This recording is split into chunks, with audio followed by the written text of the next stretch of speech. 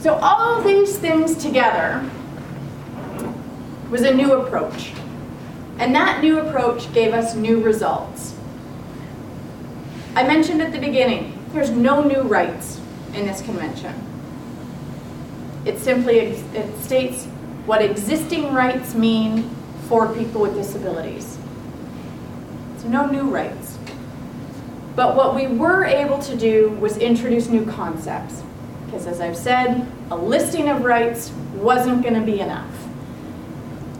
And if we didn't understand what has to happen to facilitate those rights, we wouldn't get anywhere. So we got a whole bunch of new concepts in this convention. Concepts like the right to use support to make decisions in your life and not be penalized. The right to live in the community. This is a really big one. Nowhere, anywhere in international law do we have a right for people with disabilities to live in the community. And a right to choose where and with whom you live. Those are some pretty big concepts to be included in international law. And one of the new results as well is the UN itself has recognized we need to respond differently to this convention. We can't have this participatory new convention sit on a shelf somewhere in Geneva. Now the United Nations has a headquarters in New York and headquarters in Geneva in Switzerland. And typically, human rights issues are dealt with in Geneva. There's an office for the High Commissioner on Human Rights, who is based in Geneva. Most of the main committees who deal on human rights issues are based in Geneva. So, logically, most human rights issues dealt with in Geneva. But this convention is different.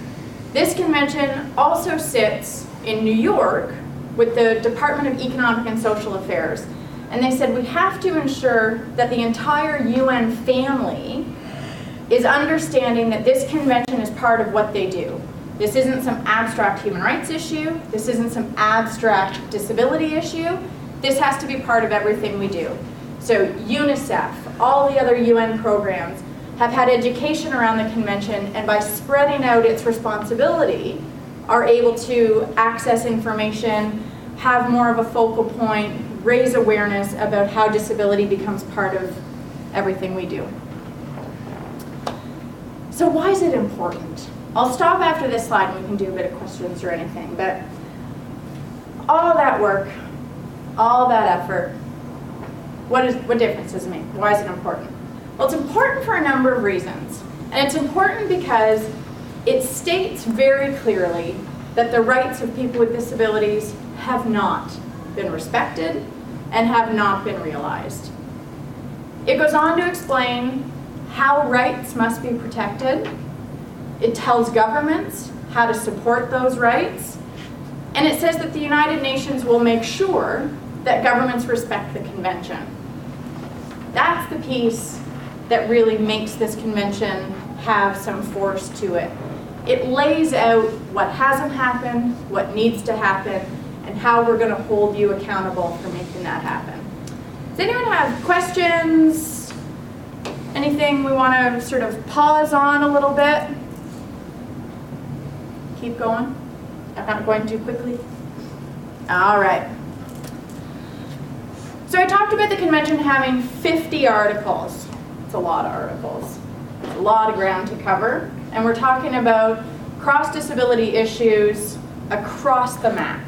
So, you know, right to life, right to health, employment, adequate standard of living, legal capacity issues, education issues, living in the community issues.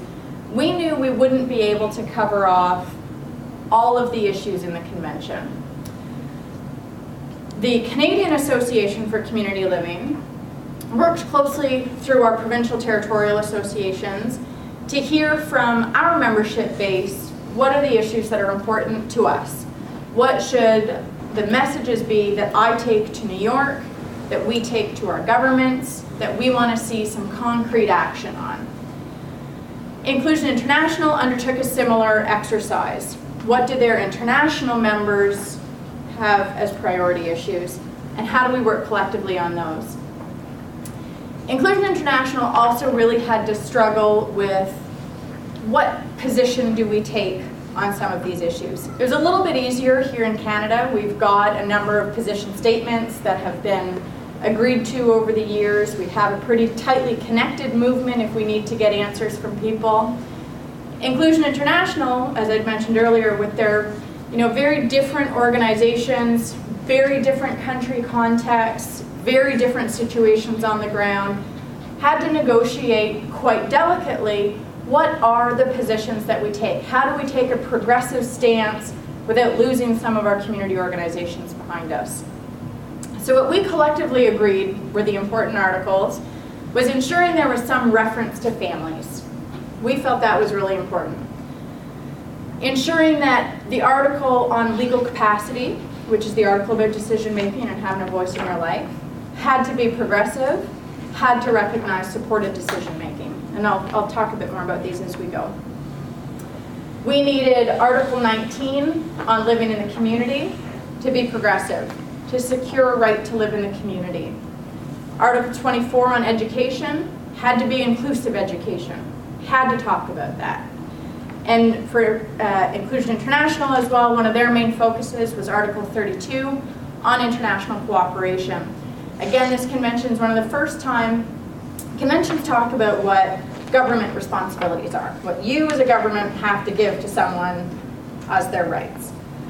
This article talks about the bigger community of international cooperation.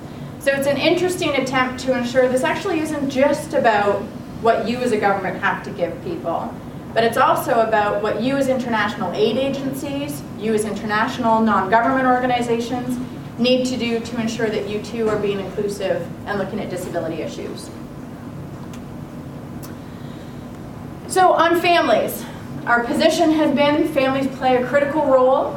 Families require supports they need, require supports to fulfill this role.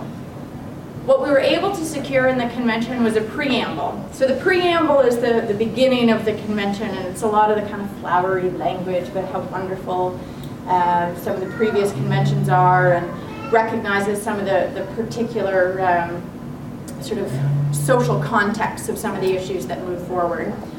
So we secured that the preamble would say that states parties to this convention are convinced that the family is the natural and fundamental group unit of society and is entitled to protection by society and the state, and that persons with disabilities and their family members should receive the necessary protection and assistance to enable families to contribute towards the full and equal enjoyment of the rights of persons with disabilities.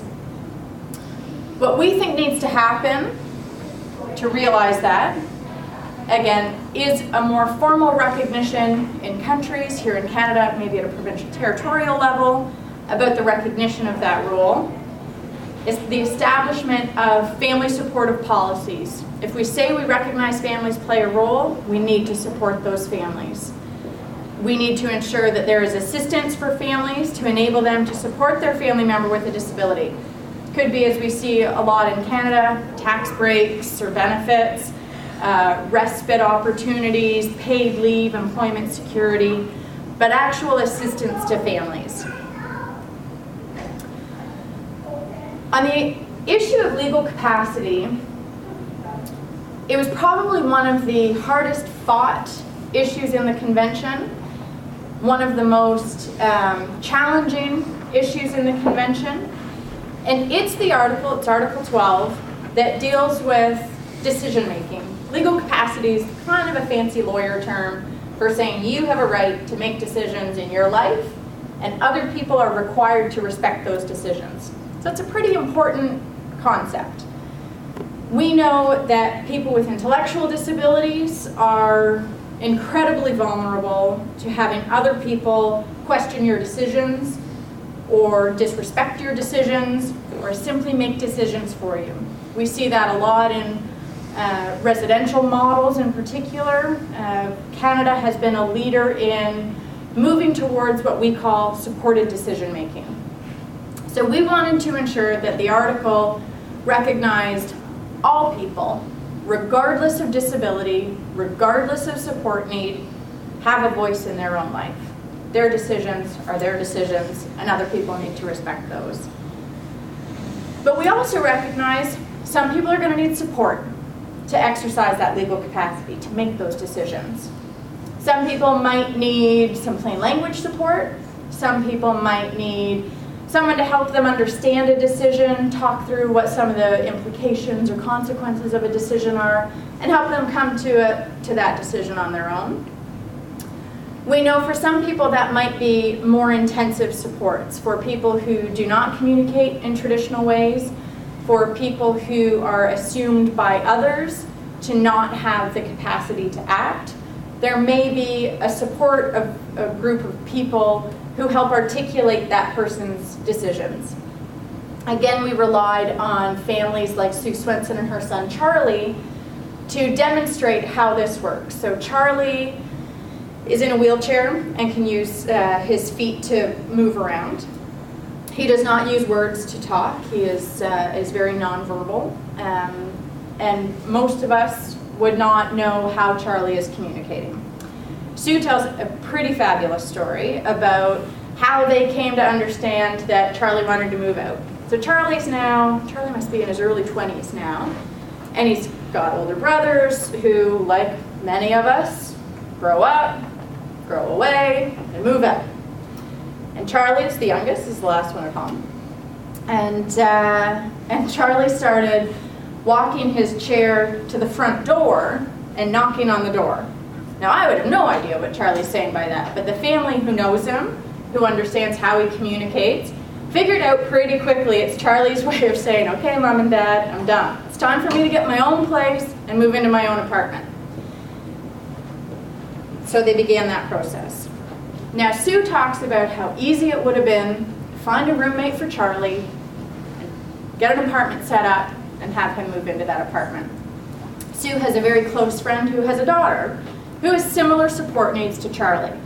So from an organizational perspective, it was a match made in heaven, right? They have similar support needs. You can staff that easily. You can deal with supports. This is going to work like a charm.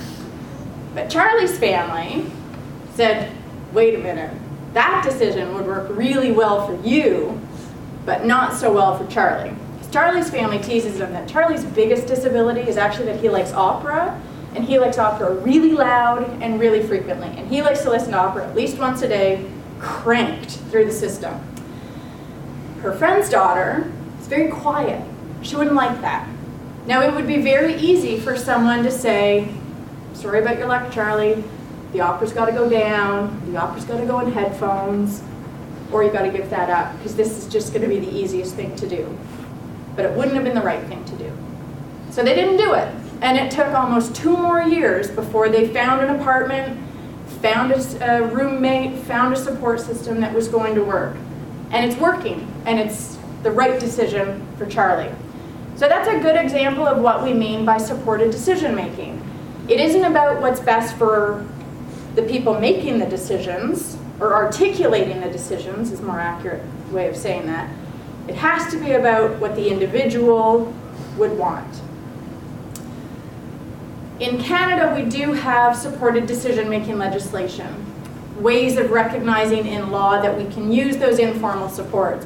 And really, all of us use some form of supported decision-making.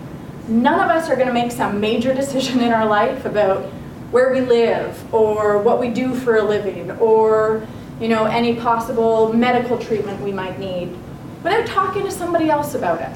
Talking to a friend, getting a second opinion, talking with our families. And because I don't have a label, I don't get penalized for using support to make decisions. But people with intellectual disabilities, if they can't make that decision on their own, someone's going to question it. So this convention, finally for the first time in international law, recognizes that it's okay to use support. In fact, that should be encouraged so that people can retain their legal capacity, their right, their voice, their control.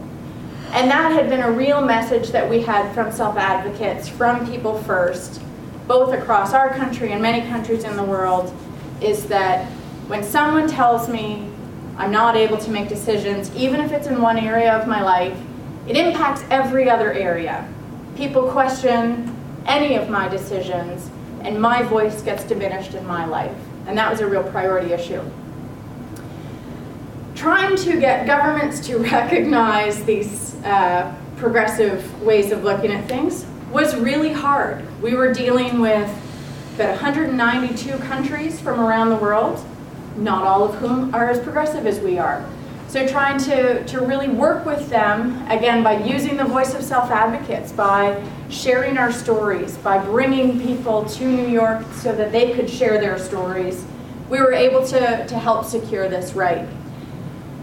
We have a lot of work to do on this here in Canada. We have a lot of work to do on this internationally. But the international community is looking to Canada because it was a made in Canada idea. Supported decision making is probably at its most advanced stage here in Canada. And we know it's not working great. We know it's not everywhere yet.